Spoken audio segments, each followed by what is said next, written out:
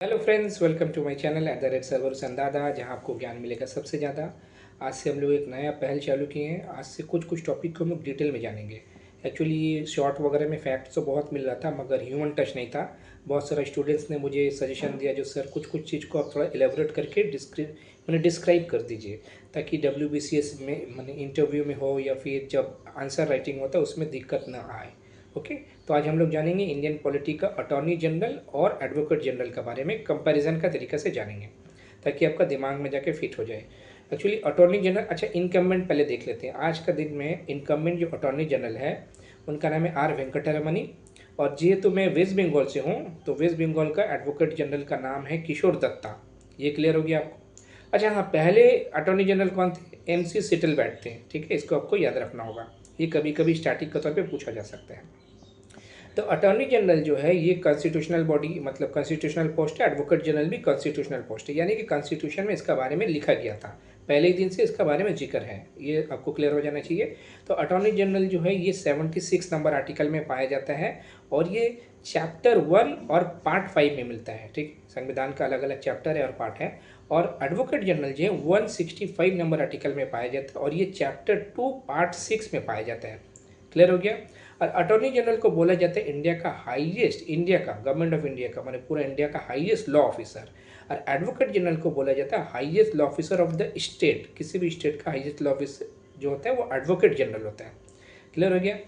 अच्छा, इसको अपॉइंट कौन करता है? अटॉर्नी जनरल को अपॉइंट करता है प्रेसिडेंट, तो रिजिग्नेशन भी वो प्रेसिडेंट को ही देगा। और एडवोकेट जनरल को अपॉइंट करता है गवर्नर, यानी कि उस स्टेट का गवर्नर, और रेजिग्नेशन भी वो गवर्नर को दे सकता है। अच्छा, इन लोग का टर्म कुछ फिक्स नहीं किया हुआ है, और इन लोग को कैसे करके रिमूव किया जाएगा उसका बारे में भी कोई डिटेल नहीं है। जैसे कि आप लोग देखा होंगे सुप्रीम कोर्ट का चीफ जस्टिस के इम्पीचमेंट के बारे में, प्रेसिडेंट का इम्पीचमेंट का एक फॉर्मूला दिया हुआ है, पर इन लोग का कुछ खास नहीं दिया हुआ है।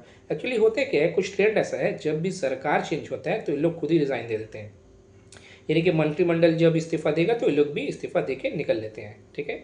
अच्छा, ये लोग का रेमुनरेशन क्या होगा, यानी कि कितना पैसा इन लोग को मिलेगा, उसका बारे में भी कोई डिटेल नहीं है। वो प्रेसिडेंट डिसाइड करेंगे और यहाँ पर गवर्नर डिसाइड करेंगे कि कितना पैसा मिलेगा। अब एलिजिबिलिटी क्या है, कौन बन सकता है? हम आप कोई भी बन सकते हैं? बिल्कुल नहीं। अटॉर्नी जनरल बनने के लिए आपको सुप्रीम कोर्ट का जज बनने का जो क्वालिटी चाहिए, क्वालिफिकेशन चाहिए, वो फुलफिल करना होगा। क्या है वो, आपको पता होना चाहिए। सुप्रीम कोर्ट का जज बनने के लिए आपको हाई कोर्ट में कम से कम 5 साल का जज रहना होगा, या तो फिर 10 साल आपको मतलब एडवोकेट रहना होगा। ठीक है। और वैसे यहाँ पर हाई, मतलब ये एडवोकेट जनरल में क्या होता है, आपको 10 साल कोई भी सबॉर्डिनेट कोर्ट का जज रहना होगा। यानी कि सबॉर्डिनेट कोर्ट में डिस्ट्रिक्ट कोर्ट हो सकता है, लेबर कोर्ट हो सकता है, कुछ भी हो सकता है, या तो फिर 10 साल आपको हाई कोर्ट का एडवोकेट रहना होगा। ओके। अच्छा, अब आ जाता है इन लोग का काम क्या है। इन लोग का मेन काम होता है, इन लोग जो भी है सेंट्रल गवर्नमेंट को अटॉर्नी जनरल एडवाइस करता है लॉ का मैटर में, और एडवोकेट जनरल जो है स्टेट का कोई भी मैटर होगा लॉ का मैटर में एडवाइस करेगा। मान लीजिए कभी कदर आपने देखा होगा ना, कुछ केस होता है गवर्नमेंट ऑफ इंडिया वर्सेस फलाना, या फिर गवर्नमेंट ऑफ स्टेट वर्सन फलाना। तो ये जो वकील जो रहेगा ये यही रहेगा, सेंट्रल के लिए अटॉर्नी जनरल रहेगा, स्टेट के लिए एडवोकेट जनरल रहेगा। और इन लोग का और एक पावर है, इन लोग जैसे कि अटॉर्नी जनरल पार्लियामेंट का लोकसभा या राज्यसभा में जाके बैठ सकते हैं, हिस्सा ले सकते हैं, मगर वोटिंग नहीं कर सकते। वैसे ही एडवोकेट जनरल स्टेट का जो 2 चेंबर होता है, कहीं कहीं 2 होता है, कहीं 1 होता है, वहाँ पर जाके बैठ सकते हैं, मगर वोटिंग नहीं कर सकते। क्लियर हो गया? और इन लोग अपना प्राइवेट प्रैक्टिस भी कर सकते हैं, मगर यहाँ पर प्रेसिडेंट से पूछना होगा अटॉर्नी जनरल को। एक्चुअली है तो एडवोकेट ही, तो प्राइवेट प्रैक्टिस कर ही सकते हैं। और यहाँ पर यानी कि स्टेट लेवल में जो रहते हैं उनको गवर्नर से परमिशन लेके तब वो प्राइवेट प्रैक्टिस कर सकते हैं। और अटॉर्नी जनरल को असिस्ट करने के लिए एक सॉलिसिटर जनरल होता है और बहुत सारे एडिशनल सॉलिसिटर जनरल होते हैं। एक्चुअली इसका बारे में संविधान में नहीं है, ये बाद में शामिल किया गया था। और अभी का दिन में कौन है सॉलिसिटर जनरल? तुषार मेहता, इसको अच्छे से याद रखिएगा। और एडवोकेट जनरल को असिस्ट करने के लिए कुछ खास ऐसा प्रोविजन नहीं है।